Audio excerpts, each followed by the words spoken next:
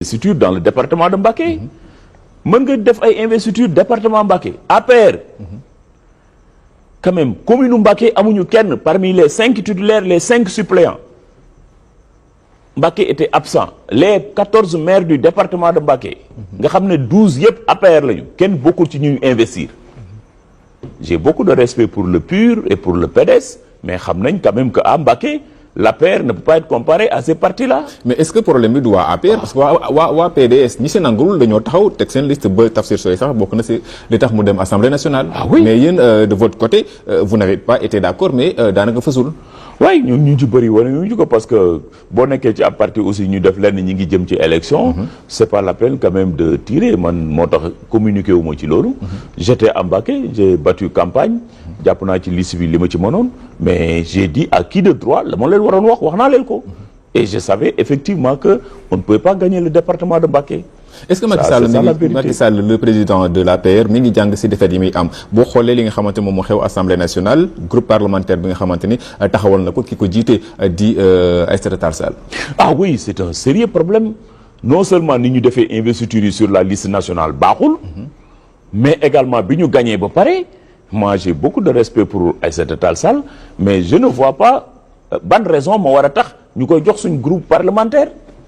c'est pas un bon signal qu'on lance à la jeunesse de l'APR. Est-ce que de expérience et c'est là où il faut également. Est-ce que de expérience parlementaire. non du expérience quand même APR on a de grands responsables quand même yu mën a nekk président de groupe parlementaire.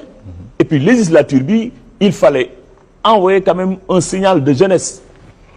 waaw mais boo xoolee les 15 premières pratiquement de la liste Takku Wallu amul ay jeunes nga gagné waat foofu également nga ñëw à l'Assemblée nationale. mais quand même l'APR Aïssata Tall Sall je l'aime bien mais elle n'est pas de l'APR. c'est un allié au nom de quoi on doit lui donner suñu président groupe parlementaire. moi politiquement je ne partage pas cette décision. et bi ñu ñëwee ci 8e vice-président bi. comme le PASTEF s'est braqué.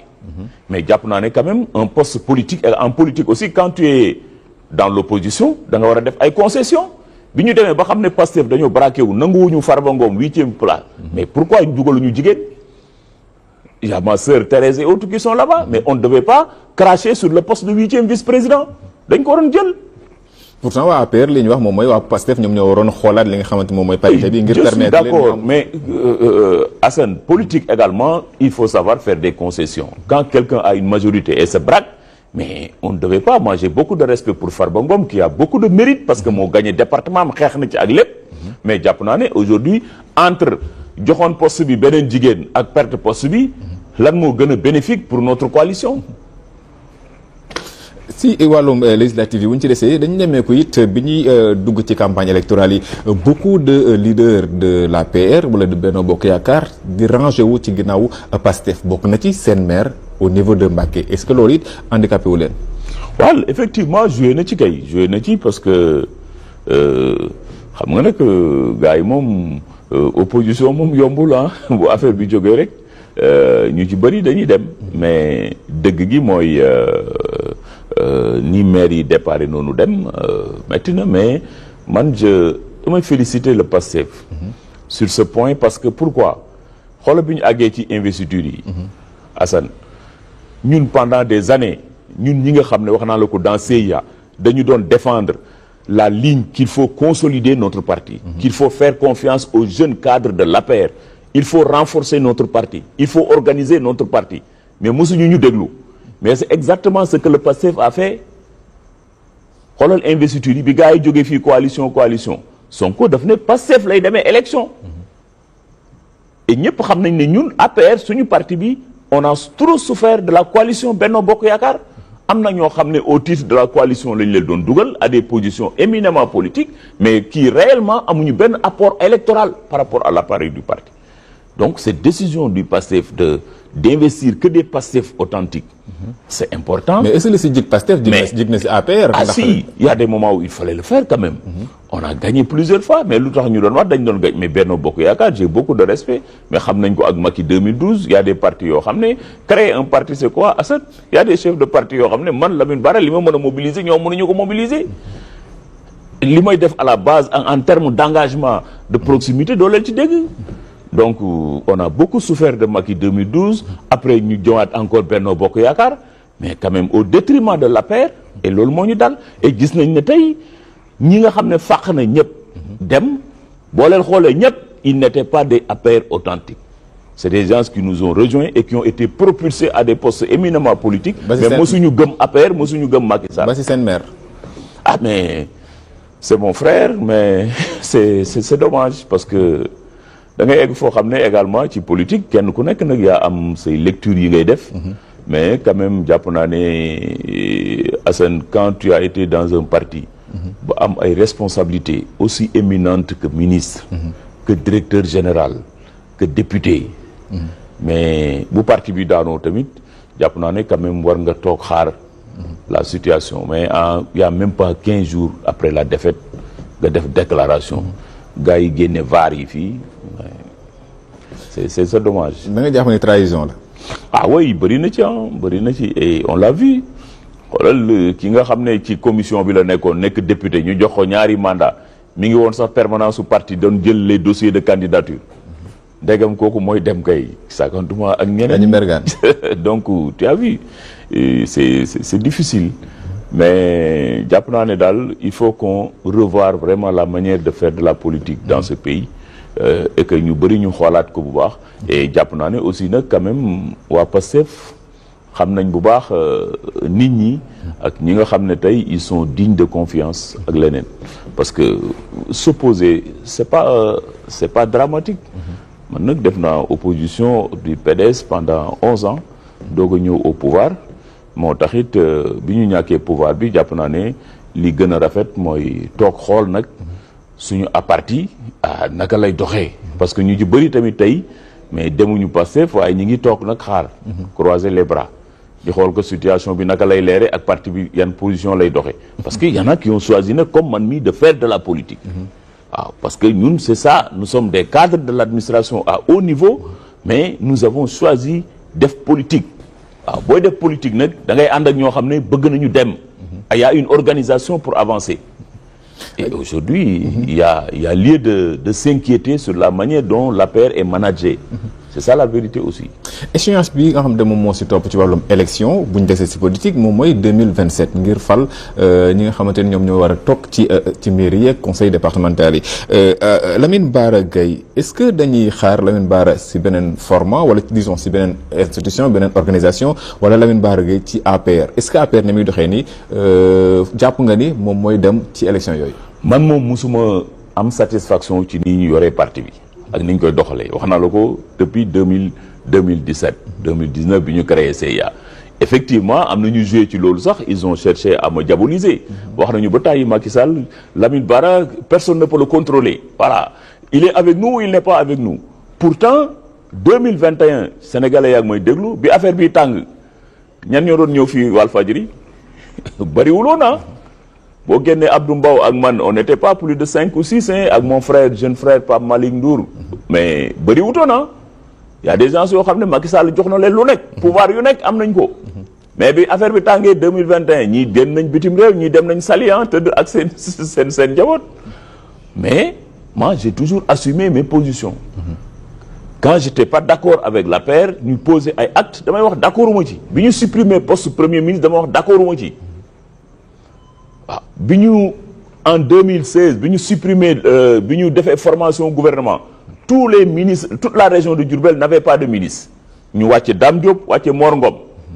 j'ai dit d'accord uma ci au plan politique le président de la République nag c'est lui qui est quand même dépositaire du pouvoir de nomination mais moi en tant qu'acteur politique j'ai le droit et la liberté aussi de commenter les positions les décisions que mon président de parti prend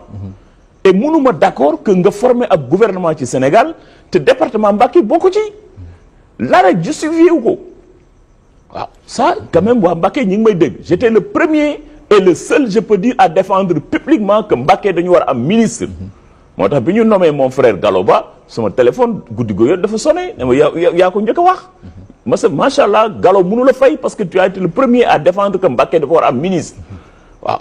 parce que suñu poids économique daf ñu ko jox suñu poids électoral daf ñu ko jox mais également résultat yi ñu jox Macky Sall daf ñu ko mës a jox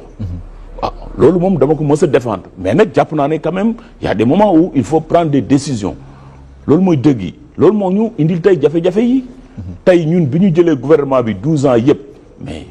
benn ministre dañ ma sa am boo xam ne et mon frère Gallo j'ai beaucoup de respect pour le département de la fonction publique mais ñëpp xam nañ ne c'est pas un département qui politiquement peut quand même permettre à un acteur politique de bouger quand même c'est un ministère technique loolu mooy dëgg ñun mësuñu am ay direction générale quand même SNEIPS. Moi j'étais directeur mais j'ai beaucoup de respect pour le SNEIPS je salue mes agents ak tous les agents du ministère de la santé mais jàpp naa ne quand même Assane tout le monde sait que ne proportionnellement politiquement parlant j'ai pas été récompensé je ne dis pas récompensé mais on m'a pas donné les positions politiques que je méritais dans l'APR et dans mon engagement politique ça je le dis toute modestie mise à part parce que loolu mooy dëgg gi waaw tey jii boo nee Lamine Bara Gaye ñu ne la c'est le défenseur de l'APR et li may position yi may jël nii yàgg naa ko wax y compris devant le président Macky Sall que je ne cesserai jamais de remercier aussi Macky Sall machallah jox na ma yëg bu baax mbooloo lu mu mës a bëri bu ñëwee Touba màggal Touba mbooloo mi lu mu bëri su ma gisee daf may nuyu jaar ci suma loxo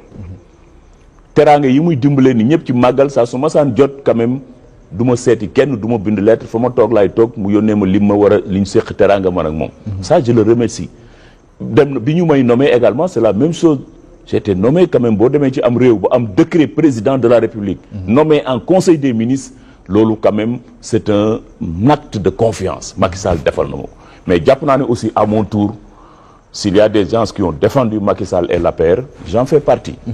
et j'ai toujours nag pris des positions par rapport à une situation loolu moom mooy dëgg yi loolu laa mos a def également et c'est ce que je continue également à faire. bu ñu desee si Mbacké dafa mel ni waa PASTEF daanaka jàng nañ ci leçons yi nga xamante ni tiré nañ ay leçons si expérience bu APR ndaxte jox nañ ko solo lool département boobu ku mel ni Cheikh Thioro ak ñi nga xamante ñoom la ñu àndal.